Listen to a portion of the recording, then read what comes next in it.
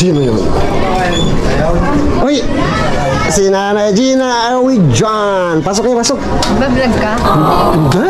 Nagbibideo lang. Salita ka eh. Pasok, pasok. Good evening, John. Pasok kayo, pasok. Ano po ito, Malay? Hindi, pasok. Bahay natin to. Bahay natin lahat. Eh, John, ano yung upo na Nanay Gina? Mga kapams, dapating po si Nanay Gina at si John. Sakto, nagluluto ako hapunan. Magdito natin maghapunan. Ano, palita?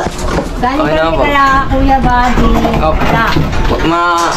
Ang balita po is, punta sana po kami kila Kuya Buddy. Shoutout po kay Buddy. Pasensya na po. Kasi, tinangali po. Ay, hanapan na tayo dumating doon. Dapat po kasi maaga. Bakit nag-usap kayo na punta kayo doon? Opo. Bibigay dapat sa aming kalakal. Magbibigay po ng kalakal. Tapos wala siya? Ngayon naman, Wala siya? simba. Opo. Ano, sa saan Busy. siya? Opo, busy po. At simba sabi, kasama anak ko. Kanya. Sige lang, tawagan natin maya-maya. Tawagan natin maya-maya si Buddy, mga kapams. Matagal daw bumalik eh, ay umuwi. Ano eh, gagawin po sila ng iuwi. Gagawin daw. Sabi sa amin din, kaya sabi, bukas na lang kaya kayo bumalik. Kahapon kasi, nung nandun kami na, ay, nandito kami, pumunta si Jonathan, sabi niya, nasa Pampanga daw si Buddy. Baka dumating na, tapos, ayun nga. Opo, nasa church po. Sige, pahinga muna yan. Pasok ka nitong, Ano naman kanina? sige. Pati lang, luto muna ako, ha? Nay Gina, luto muna ako, ha? Baka, hindi ka patapos ko. Ang ginagawa ni Ate Elba yung paa niya, nakikita ko. Mag-iinit. Magkano pinagbenta mo dyan sa Kalakal? 49 lang po. 49? O, pati lang po yung email. Mga kamams, dito kayo sa bahay, binigyan namin sila ng mga kalakal, mga bote, mga karton, mga ano-ano. Konti lang po yung 48 pesos lang daw po na pagbentahan. Nakalat yun dito. Ayan o, sakura makalat. Dito lang po tayo muna mga kapams. Ayaw nga pala dyan, matanong ko lang no, di ba may assignment ka? Nagawa mo na? Tapos na. Ang pa, tinuturo kayo nanay? Ano lang po rin, madali lang po. Dali Nay, lang yun eh. at sa mga ibang mga bagay, i-tutor mo rin sila dyan, no? Para mas mapabilis yung ano niya. Mga kalaro nga dyan, doon lang nagturo sa'yo, di ba? Pinakausap siya eh. Oo, dapat yun. Maganda yung may mga makasama ka na nagkakapagturo din sa'yo, ideas. Yung pinag-aralan po nila. Ano sa akin. Napakasarap pakinggan mga kapams na yun nga po, lahat ng pwedeng kung saan sa matututo ay ginagawa po niya ano po. Sa lahat ng pagkakataon na pwedeng mag-aral, matuto. Para dire-diretso, mapabilis. Pag-abot sa mga pangarap. Apo. Para kay Nanay Gina, no? At siyempre para sa sarili mo. Kain tayo mga fams! Kayo po. Sila Nanay Gina. Dito po sila Nanay Gina. Ay po mga kapams. Kain kayo mga isa, kain madami.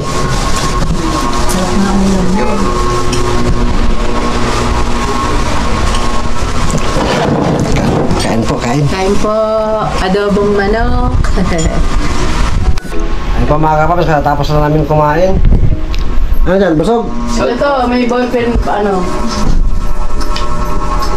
Ano yan? Ballpen tsaka pen. For... Mag-tutorial naman po si John at saka si Love this time. Wow! I don't know kung ano pong subject ang ituturo ni Love, so abangan niyo po yan. Love, oh. Baka science.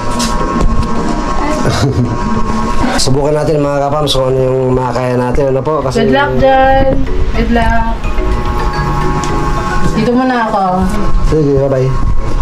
Kasi noon po is ano rin po tayo? Para teacher. Sa mga summer classes. Ang mga bata noon. Mahirap magturo ng bata mga kapams. Paglaro ng laro, buti ito si John eh. Katabahan na dyan maglalaro ito. Tuturo lang natin kung ano may tuturo at makikinig naman to. At dito lang mga bata. Ano po? So, let's start mga kapams. John, marunong ka ba ng ABC? Apo. Kaya mo isulat? Apo. Kompleto? Oh? Sige, sulat mo nga dyan yung ABC na katapusan na. Ano po? Simulan po natin sa pinaka-basic mga kapams. ABC. pasulat po natin. Doon po kasi yung foundation natin para mag-combine ng mga letters. Meron pa pong A? Sige, basta kompleto yun. Malaki tsaka maliit. Capital letters, small letter, tapos A, B, C. Kompletuhin mo, ha?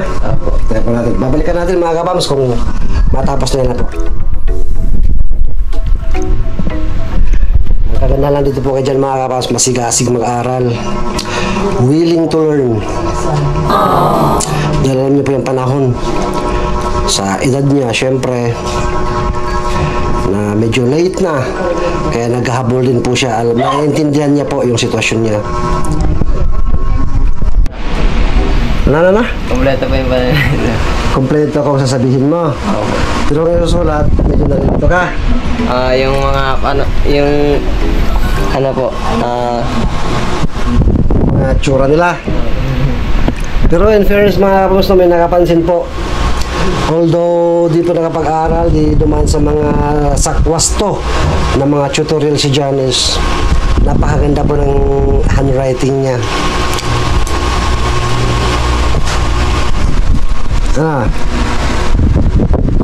Ano na ba yung nakasulat dyan? Ano mga letters na yan? A, B, C, D po. ABCD. A, B, C, D, E, F, G, ayun eh. Mo lang. Nasa G ka na. Tapos ang itsura, di mo alam. Opo. Ano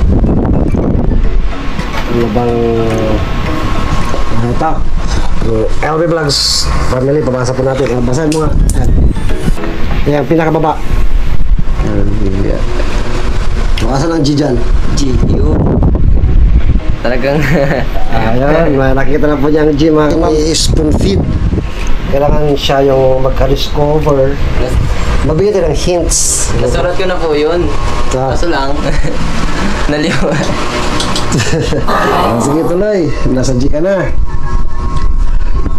Nasa ano po kasi, yung mga letters po, doon po tayo magkukombine katagalan. Halimbawa, yung A plus letter B, ganun, kung ano magiging basa, dun sa extend, pre-extend, yun po ang ginagawa natin na po. Kasi sa fundamentals naman, marunong na po siya dyan na magsulat pagbasa na, dito lang mga maliliit na bata na naging experience po natin.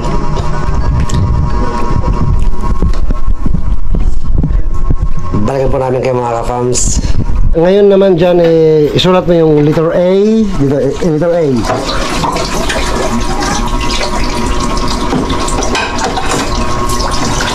Tapos letter F, isulat mo yung letter F.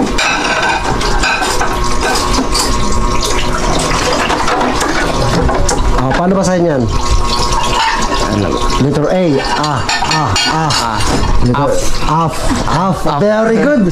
Af. Tapos letter T, kasunod. T. Tapos letter E. Malalaki po. Kahit malaki, walang problema. Tapos letter R.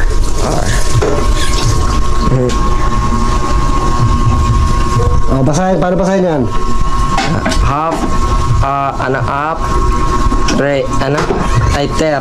After, very good. Yes, after.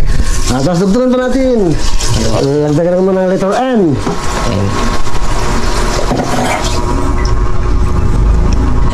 Tapos letter U. O. Letter O. Tapos isa pang letter O. Tapos letter N. N po. Letter U ba? Letter U. Naunsa man. Basahin mo naman yan ngayon. After, all. Ano? After, on. After on. Ang pagkabasa mo. Pero ang tamang pagbabasa niyan dyan is afternoon. Noon. Double O. N-O-O-N is noon. And afternoon. Good afternoon. Good afternoon. Afternoon. Sulat ka naman sa taas. Sulat mo rin sa taas na. Ito. Letter G. G. Ga. Letter G. Good. As in ga. Tapos letter O. Isa pang letter O. Tapos letter N. Ay, hindi. Letter D. D. D. Letter D. Ito po. V and D. D. As in dog. Basahin mo yan. Ano? Ay, go. Ob. Ano? Go. Odd. Pag doubling letter, mahaba lang pagkakabasa mo. Tulad nitong Good. Ano ba? Good po. Good. Yan. Tulad nito kayo na, di ba? Sabi mo, noon. Pero pagkada ganyan ng English, tapos doble, habaan mo lang pronounce niya. Noon. Yan lang. Tulad nito, double O, tapos good. Yan lang. Basahin mong buo. Good afternoon. Ay, good afternoon. Good afternoon. Very good. Ano pa na, simulan po natin yung pag-combine ng mga letters. Kasi Good afternoon. sa letters naman is marunong na siya. Yung pagbabasa medyo may konti. Pero slight na lang po yung problema na ano, kailangan constant dyan, magbasa ng magbasa para ma-practice mo yung mga letters, ma-familiarize mo, mapabilis yung pagbabasa mo. Kasi pag na-practice ka, yung kinasanay mo na nagbabasa, nasa first ka pa, sentence ka pa lang, yung second sentence, alam mo na yan paano sabihin kasi napafamiliar ka sa mga words, yung pagkakasama-sama ng mga words. Bilis na po. Mabilis na. Ano pa ba? Lab? Tulong. English kasi ito mga kapams, medyo Tagalog na may kasama English.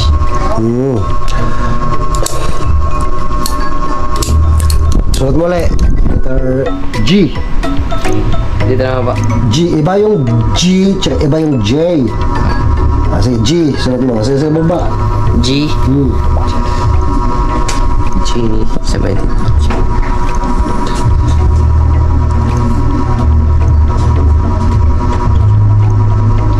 Ja. G. G. Ano bang alphabet? Ano? Paano bang alphabet? Ano ba yun eh? Abacada? Sa Tagalog yun. Sa English. Alphabet? A, B, di ba yun? Sige nga. G.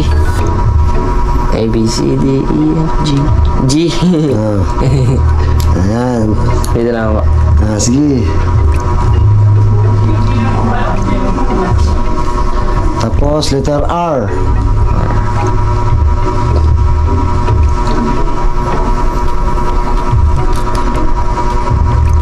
Pag G, tapos dinagdagan mo ng R, paano mo ipapronounce yan?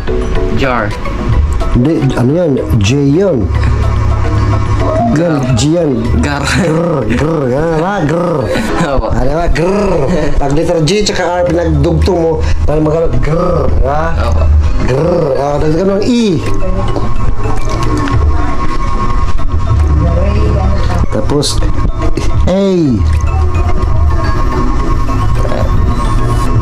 Tapos, T. T. Basahin mo. Gar, ano? Gar. Mahirap. Sige, kaya mo. Gere. Ano? Ger up. Gerap. Ha? Gerat. Grab. Grrr, di ba? Simula, grrr. Tapos dito mo yung A. Grrry, di ba? E, kasunod. Tapos, A, gray. Di ba? Gray. Tapos A, gray. Tapos T, ang dulo. Great. Great. Great. Great. Ano sa'yo mo? Ano basa dyan? Great. Great. Great. Great. Great. Great. Diba? Great. Great. Great. English po ba ito? English. Nasa English tayo. Kasi wala akong alam sa Tagalog. Bagsak na yung pare-pare sa Tagalog. Gagaling pa lang siya. Sunod na naman ng ano, J. J. J. J. Iba ang G, iba ang J. J. Okay po. Dito na ako.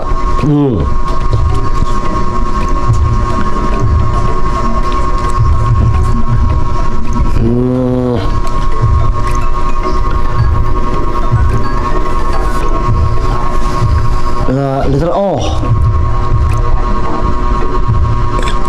Letter B.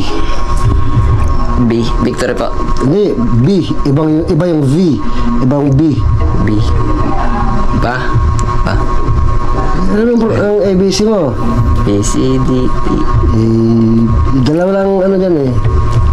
B. Letters. Yan. Pasahin mo yan.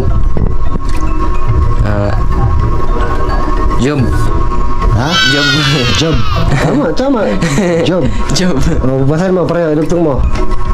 Ano? Grave. Job. Great job. Great job. Great job. Great job. Great job. Ayun. Huwag kang mag-aalanganin sa sa mga idea mo. Kung ano yung idea mo, isipin mo na lagi na tuwing mayroong isosolve, meron kang kailangan na sagutan. Kung ano yung unang pumasok sa isip mo, huwag kang magdadalawang isip.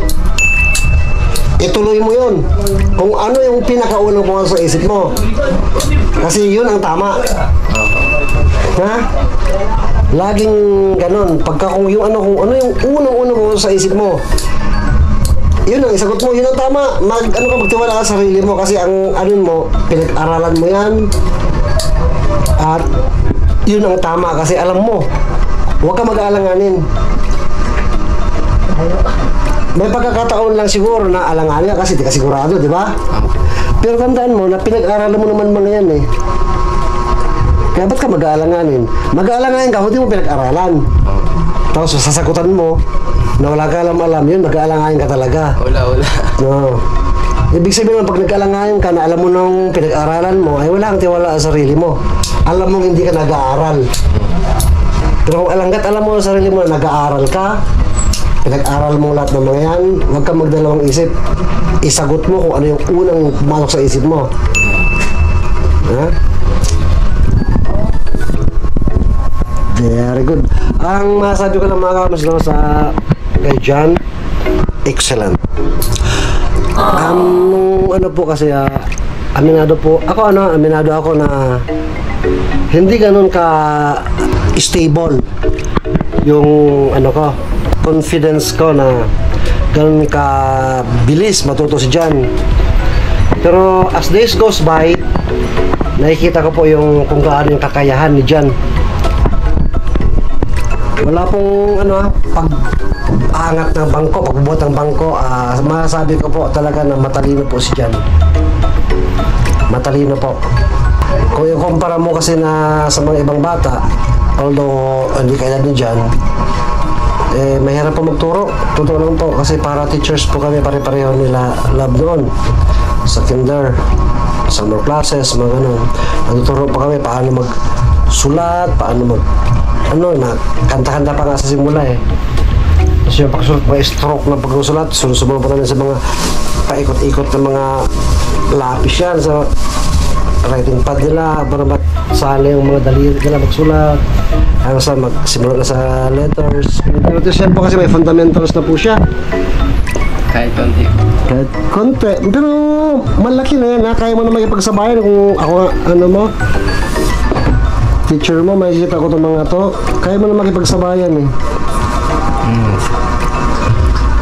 Kasi sa totoo lang po, aminin man po natin o hindi, may mga gumagraduate ng high school o elementary. May gumagraduate ng elementary na matatalo pa ni John.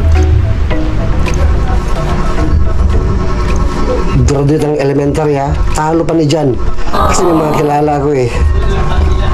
Sa kaya ni Jan ngayon, kaya na itong high school eh. Interesado po talaga eh.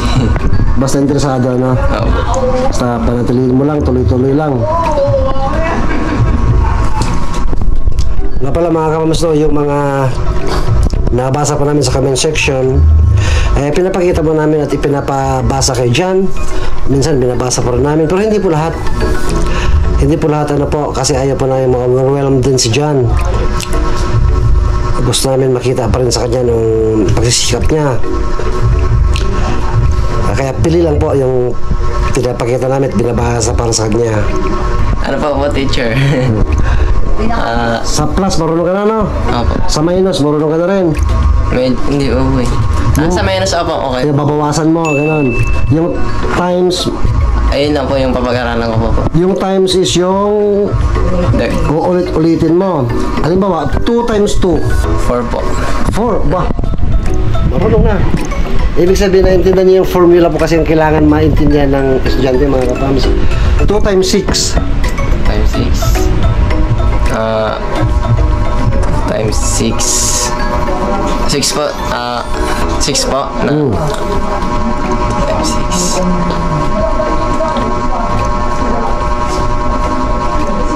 18 po. Mali. 2 times 6, ibig sabihin yung 2, uulit-ulitin mo na 6 na beses. Pwede kaya yung 6, uulitin mo ng 2 beses. Parang ano lang yun, 6 plus 6. Kaya 2 beses lang eh. Sige po.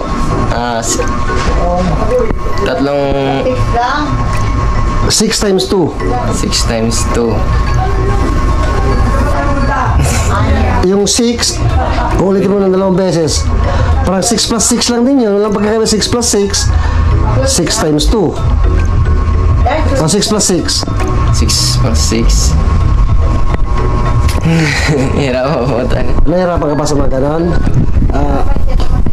Pag umabot po ng 10, ano po, medyo, ano pa, kulang pa sa practice. Pero addition, alam niya na ang Pagka hindi pa maabot sa 10, ano, kayang mabilis lang sa'yo. Pero pag lumagpas na ng 10, medyo nahirapan ka na. Mga 8 plus 8 times 8 yun. Mahirap. Pag lumagpas na ng 10. Ano po? Okay, paano? Okay naman po yung pag-aaral na dyan. Yung pagtuturo natin kahit konti. At Grabe naman mag-aaral si John. Sipag. masipag si John, walang pinipiling lugar. Pero tapos na kayo. Apo, Ayun. Sige. Rest muna ang mind para kasi masama daw mag-aaral masyado. masobrahan naman. Diba na lang. Ang kagandahan nga nito, kahit yung mga nasa mga kahit-bahay po nila, nagtuturo kay John. Ayun. Salamat po sa mga nagtuturo kay Jan. Shoutout po sa inyong lahat. Yung ating estudyante na studios. Po akin na. Dito pinapanood kayo. Okay, salamat. Nanonood kayo. Hello sa inyo. Shoutout. May kasabi nga po kami dati nung sa school namin eh. Dahil pumayag kang maging estudyante, dapat maging studios ka. Correct. Pumayag kang maging estudyante, di ka naman studios. Tapos sabihin mo estudyante ka. Hindi totoo yun. Kung estudyante ka at tanggap mo ang sarili mo, dapat studios. Nag-aaral ng tuloy-tuloy para matuto. Opo. At nakikita po natin kay Jan yun, mga kapans. Very good. Ano na? Ano na? Uwi na rin si Okay na rin. Okay na ka? Excited na. Hal ko na kayo na para hindi na kayo maglakad ng malayo. Malayo yun, 2 liko pa yun eh. Kaliwa tsaka kanan. Hindi, kaya naman namin baka. Yun Baka sila nakakaabala kami sa inyo. Wow. Dapat nagpapahinga pa kayo ngayon. No. Hanggang bukas. Tapos ako, si Nanay Gina, yan ang... Ako naging best actor eh. Ano? Bata pa ako, nag-artista na. Para dami ko nang kita ngayon. Nay, hindi mo na kailangan maging artista para maging best actress. Bakit? Hindi na kailangan. Ito pala. Awarded ka Hindi na. na, awarded ka na ng best actress. Okay. Good vibes lang po. Si Nanay Gina po ang pinakananay po namin 3 rito. Ay, 4. Kaya bunso namin, no, yun, si Sakura. Mga kakamusto na papagabi na rin, papalalim na ang gabi. Ihatid po natin sila Nanay at Jan doon sa kanila. Basta tuloy-tuloy lang po tayo mga kapams. So natin pipiliin sa pagdating sa pag-spread love, kahit sa anong sitwasyon ng buhay, sa abot ng makakaya. Yes po, Jan, pagtyagaan mo rin kami ha. Habang nagtuturo sa'yo, pagtyagaan mo ate kuya ha. Huwag mapapagod makinig. Opo. Tama ba yun, Nay? Okay. Spread love araw-araw! Good vibes araw-araw. Dito lang po yan sa Our Vlogs Family! Bye-bye! God bless! Ingat po.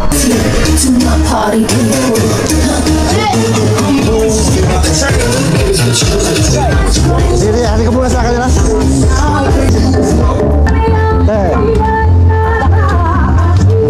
Bye-bye po mga kapawis. Bye-bye mga RNG. Ganyan na lang. Ingat po. Sige, bye-bye. Pauwi na po ako mga kapams. Paghatid kina Nanay Gina. Ito, grabe pa traffic oh.